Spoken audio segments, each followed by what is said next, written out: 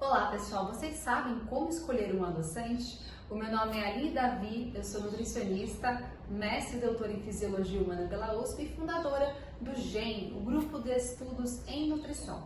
Bom, vamos lá então começar a falar um pouquinho sobre os adoçantes. Nós temos duas classificações gerais: adoçantes não calóricos e os adoçantes que são calóricos. Os adoçantes não calóricos são classificados aqui, por exemplo, então, em sacarina, ciclamato, aspartame, acetopano K, esteviosídeo e também a sucralose. Por outro lado, nós temos os calóricos, nós temos o xilitol, o manitol e também o sorbitol. Nós sabemos que existe toda uma classificação que seria a ingestão diária aceitável de cada adoçante. Então, por exemplo, o FDA, que seria uma sociedade americana, vai regulamentar qual a quantidade necessária e máxima de cada adoçante. Então, todos os adoçantes que forem de fato aprovados pelo FDA terão uma quantidade máxima para ser utilizada, que é aceitável, que não irá causar danos e malefícios nas pessoas de modo geral. Além disso, nós também temos essa outra sociedade europeia que também faz o mesmo papel do FDA. Na verdade, então, alguns adoçantes que não são aprovados, por exemplo, pelo FDA, eles podem ter aprovação pela Sociedade Europeia e vice-versa. Vamos lá, então, entender um pouquinho mais sobre cada um desses adoçantes? Bom, então vamos começar. Sacarina. Sacarina foi o primeiro adoçante que foi estudado, que foi descoberto faz um bom tempo, 1879. Ele foi descoberto para a Primeira Guerra Mundial. E concorda que é muito mais fácil, pensando em volume, em quantidade, você conseguir levar na mochilinha da guerra uma quantidade de adoçante que é menorzinha do que uma quantidade de açúcar que é muito maior? Então ele foi criado justamente para tentar auxiliar esses soldados para que eles pudessem adoçar algum produto, algum alimento, e até mesmo para dar um pouquinho de bem-estar num momento que é tão estressante, como é uma guerra. Então esse adoçante entrou nesse sentido para a guerra e a gente conseguiu utilizá-lo e utiliza até hoje, aqui no Brasil. O dulçor, que seria a quantidade de adoçar, a capacidade que ele tem em adoçar algum produto, algum alimento, é 300 a 500 vezes maior, depende da concentração que ele está, em relação ao açúcar de mesa convencional. Então concorda aqui, um pozinho, uma gotinha, uma quantidade muito pequenininha desse adoçante aqui consegue de fato adoçar muito mais em relação ao açúcar de mesa. Um outro ponto é que ele é resistente à temperatura, então ele pode ser adicionado para cocções, para alimentos que vão até o fogo, Ele tem um sabor residual, sabe aquele gostinho metálico que fica na boca, Às vezes a gente fica com aquele gosto boas horas, que seria esse gosto do adoçante. Alguns adoçantes têm mais sabor residual e outros menos. O que mais tem sabor residual é a sacarina.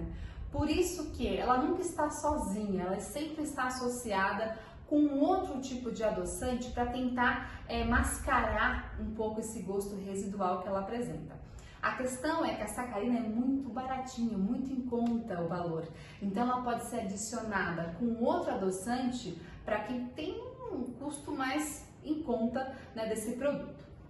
Como eu comentei com vocês, então nós temos recomendações do FDA, então ingestão diária aceitável, segundo o FDA 15 mg e segundo a Sociedade Europeia aqui de 5 mg. Então percebam que as quantidades são bem diferentes. Isso porque cada país, cada local faz as suas próprias pesquisas e com base em suas próprias pesquisas, eles vão estabelecer uma quantidade para cada tipo de, no caso aqui, adoçante. Então a gente se baseia mais pela quantidade do FDA do que a Sociedade Europeia, mas é importante que vocês saibam que existe também essa regulamentação, essa quantidade diferenciada da prescrição dos adoçantes. Nós podemos, por exemplo, calcular essa quantidade para os nossos pacientes, em relação a quilo de peso do paciente. Então, por exemplo, FDA seriam 15 mg de sacarina por quilo de peso corporal do indivíduo. Só que, sinceramente,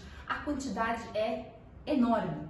Então, não teria por que você se preocupar muito em relação a isso. A não ser um paciente que come adoçante em vários produtos ao longo do dia inteiro, né? Ou que espirra o adoçante assim, né? Dentro do café. Então, enfim, seria muito difícil de alcançar essa quantidade. Então, teoricamente, tem um valor para a gente poder calcular, mas na prática mesmo é muito difícil alguém chegar nesse valor. Então, fiquem atentos, de repente tem um paciente ou outro que utiliza muito adoçante, é importante você fazer um cálculo para ver se ele está dentro da quantidade que é esperada, tá? Lembrando que, um ponto importante, esses adoçantes aqui, a quantidade que está em cada produto, ela está diluída. Então, nós temos que saber antes qual que é a diluição desse adoçante naquele produto X, para depois calcular o quanto de fato tem de miligramas daquele adoçante, naquele produto, para depois calcular a quantidade para cada indivíduo, né? Então, a gente tem que fazer uma regrinha aí para conseguir chegar nesse valor. Tudo bem? Ele foi proibido em 1986, né? Nós temos alguns estudos, principalmente em animais, estudos em ratos, em camundongos, em macacos também, né? Que demonstraram algumas alterações.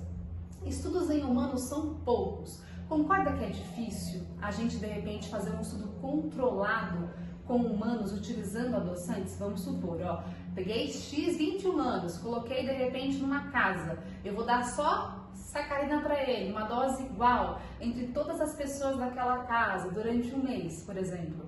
É inviável, não tem como a gente fazer nenhum tipo de estudo assim. Uma que não ia ser aprovado pelo Comitê de Ética, óbvio, né? Então não tem como a gente ter tanto embasamento em relação a estudos bem controlados em humanos. Não tem, né? Que bom que não tem, na verdade. Então nossos dados são mais em animais. Então, de acordo com alguns dados que mostraram câncer em bexiga de camundongos e ratos, esse tipo de adoçante, a sacarina, acabou sendo banido em 1986.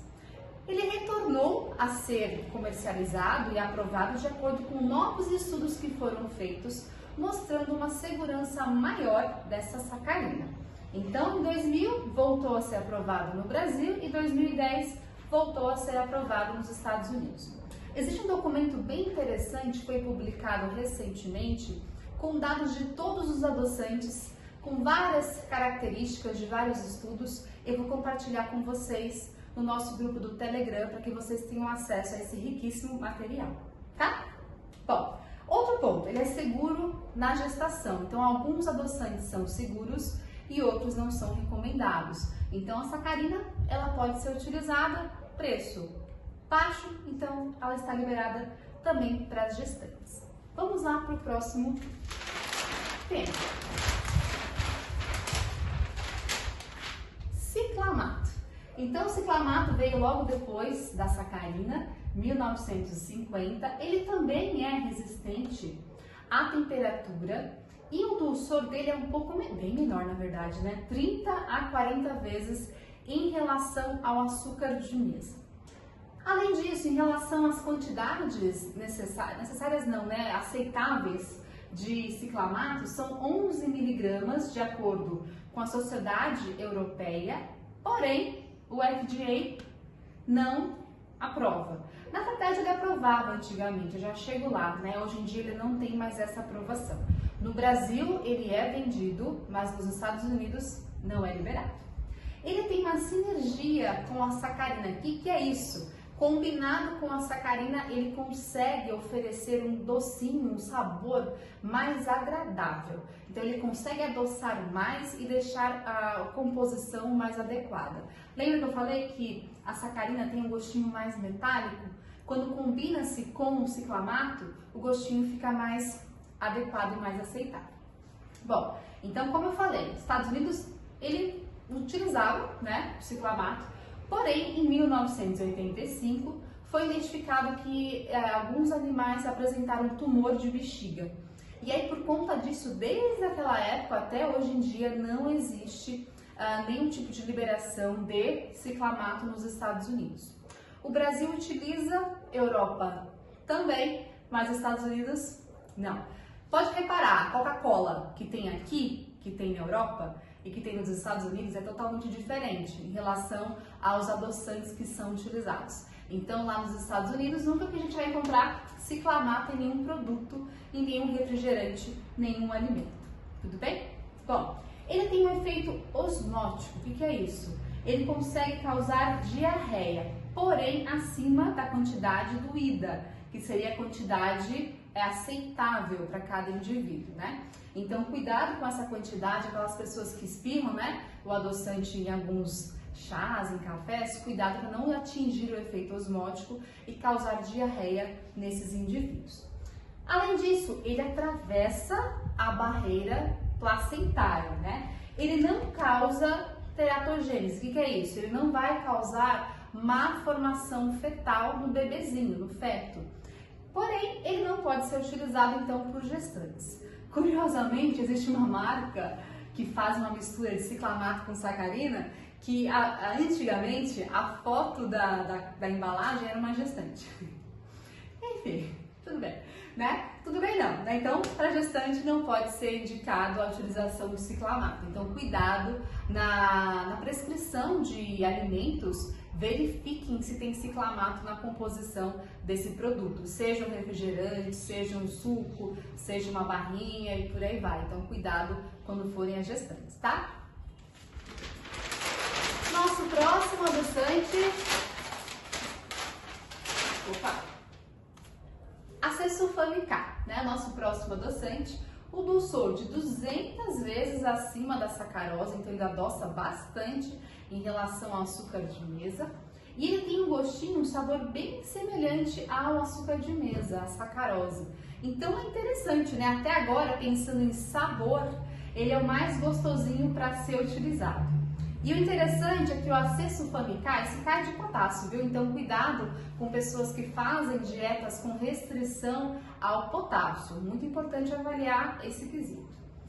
Ele é estável à pasteurização e à esterilização. O que quer dizer isso? A altíssimas temperaturas feitas de modo basicamente industriais. Então, alimentos que são processados, industrializados, utilizam em larga escala o Acesulfame K. Então, boa parte dos refrigerantes, boa parte dos produtos diet, light, podem utilizar o Acesulfame K na sua composição, devido à sua altíssima estabilidade em altíssimas temperaturas também, tá?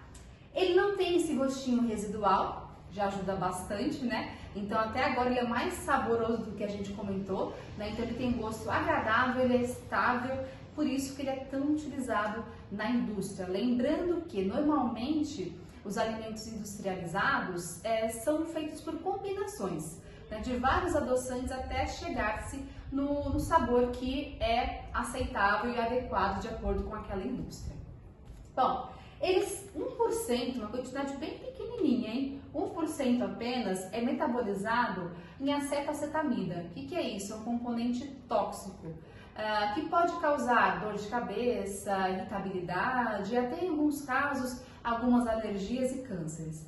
Mas não é algo para a gente se preocupar, desde que a recomendação, a quantidade consumida esteja dentro dos limites do IDA, né? Então, nós temos aqui recomendação FDA 15 mg e a recomendação europeia de 9 mg por quilo de peso corporal. Além disso, o Acesulfame K também é liberado para as gestantes poderem utilizar. Bom, próximo. Aspartame. Então, nós temos o dulçor do aspartame de 200 vezes em relação à sacarose, ao açúcar de mesa.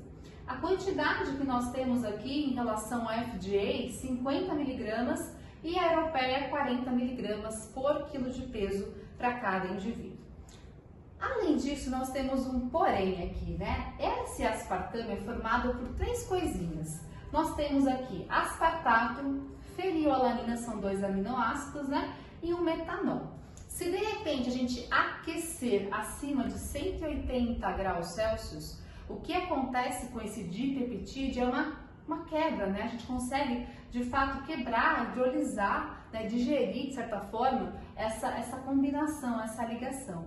E aí o que acontece é que existe um sabor mais amargo. Então ele pode ser, quando ele é adicionado em cocções, né, altas temperaturas, acima dessa quantidade, existe uma desnaturação desse dipeptídeo e, consequentemente, o sabor fica mais amargo e ninguém quer, né? Então, de repente, se for um cafezinho ali, tudo bem, mas acima disso, uma temperatura muito alta, o sabor dele fica bem ruizinho, né? Bem amargo.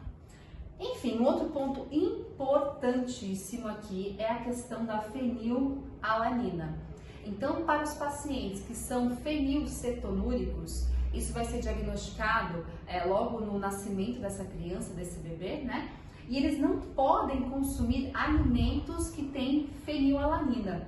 Então, nós temos alimentos de origem animal, enfim, vegetal, que apresentam fenilalanina, mas no caso desse adoçante, nós também temos esse aminoácido. Então, ele não pode ser prescrito, indicado, consumido para esses pacientes, né? Porque quando a gente tem esse excesso aqui de fenilalanina, eles não têm a enzima que faz a conversão em tirosina e, consequentemente, essa fenilalanina acaba sobrando, vai ser convertida em ácido fenilpirúvico e também em ácido fenilacético, que são dois tipos de ácidos que são totalmente tóxicos para o cérebro dessas pessoas, causando alterações no sistema nervoso central que são totalmente agressivas. Então, nesse caso, não podemos indicar de maneira alguma. Pode reparar, latinha, garrafas de refrigerantes, tem letras garrafais, contém fenilalanina. Então, é obrigatório que a gente olhe com muito cuidado e verifique se o paciente não tem fenilcetonúria, tudo bem? Ele não atravessa a placenta, então ele é totalmente liberado para as gestantes. Vamos para o próximo? Sucralose. Bom, sucralose, o dulçor de 600 vezes, bastante, né? Acima, pensando aí em relação ao açúcar de mesa, sacarose. Ele não tem sabor residual, então o gostinho dele é mais interessante. Inclusive, nos últimos anos ele vem sendo bem utilizado por várias pessoas que gostam muito desse gostinho da sucralose. Ele é estável ao aquecimento. Em relação à recomendação máxima aí diária, né? É 5 mg de acordo com o FDA e 15 de acordo com a Sociedade Europeia. Um outro ponto é que ele é liberado para a gestante. E existe uma outra questão que ainda está sendo estudada. Ela foi recentemente estudada pela Unicamp aqui, né, de São Paulo, onde o aquecimento acima de 120 graus Celsius da sucralose pode gerar hidrocarbonetos policíclicos aromáticos clorados, ou seja, esses HCA que eu coloquei para vocês aqui, né? O que acontece? Esses componentes são tóxicos. Eles podem levar, além de dor de cabeça, irritação, desconfortos, pode também em excessos ficar acumulados no nosso corpo e gerar alguns tipos de câncer. Isso ainda está sendo estudado, então são dados preliminares que nós temos que estudar com mais cautela, então cuidado com essa informação. Se eu pensar na sucralose de modo frio, né, sem aquecimento, ou abaixo de 120 graus Celsius, ela não forma esses componentes. Então, seria apenas uma quantidade, uma caloria, né, uma temperatura acima dessa quantidade. Bom, para finalizar os nossos adoçantes não calóricos, nós temos então o steviosídeo. O steviosídeo, a estévia, né, conhecida mais como estévia, é um edulcorante do Brasil, foi identificado em 1986, da plantinha Stevia rebaldiana. Então, os índios já utilizavam essa plantinha para adocificar, para adoçar, né, os componentes que eles criavam, e a gente hoje consegue utilizá-la.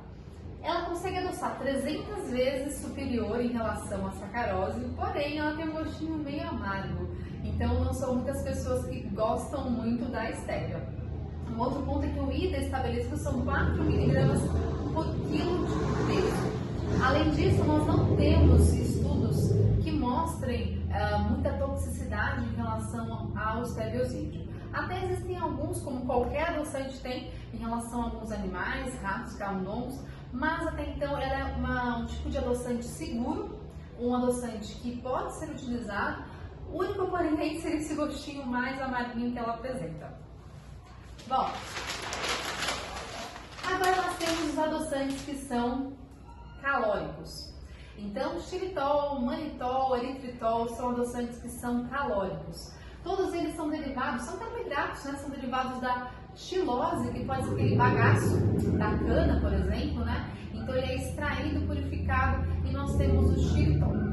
Então o xilitol, ele tem um dulçor, a capacidade de adoçar muito parecido com o açúcar de mesa, com a sacarose. Né? Então a quantidade que a gente tem que colocar para adoçar um café ou enfim, qualquer tipo de produto é muito igual à quantidade que a gente colocaria de açúcar. O outro ponto é que o xilitol, eritritol, manitol, eles têm um precinho mais acentuado, né? Então, por mais que sejam adoçantes mais saudáveis, adoçantes que são carboidratos, né? Carboidratos que não, de fato, são digeridos igual, por exemplo, uma lactose, um amido e por aí vai, né? Então, nós não temos um IDA, na verdade o IDA é sem limite, pode utilizar quanto a gente quiser, já que o xilitol tem uma segurança bem estabelecida e ele é aprovado também pelo FDA, então ele pode ser utilizado em quantidades, enfim, a que a pessoa quiser, porém, nós temos acima de 40 gramas totais um efeito que é, um efeito laxativo, né? Então cuidado com essa informação.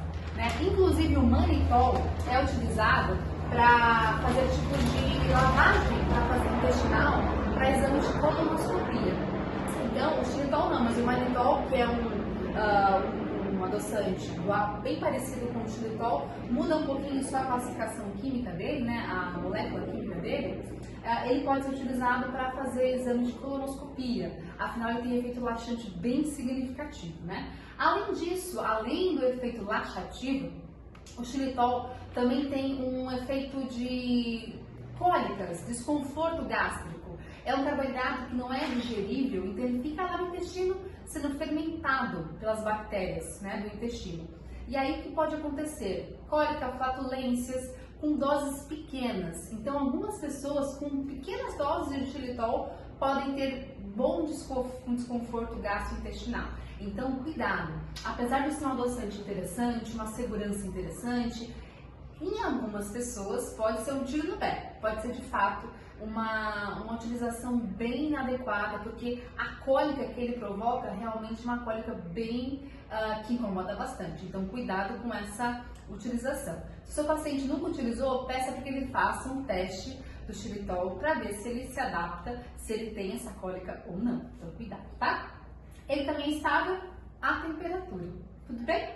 Nós também temos o sorbitol, também é um adoçante que é calórico, ou seja, eles podem gerar calorias, mas é muito pouquinho. Não é uma caloria que eu vou contabilizar de fato no meu plano alimentar. São 2, 3, 4 calorias. Lógico que se a pessoa utilizar, não em quantidades exageradas, né? Afinal, para adoçar algum produto, a gente vai pensar sempre em colocar o mínimo possível para aquele alimento.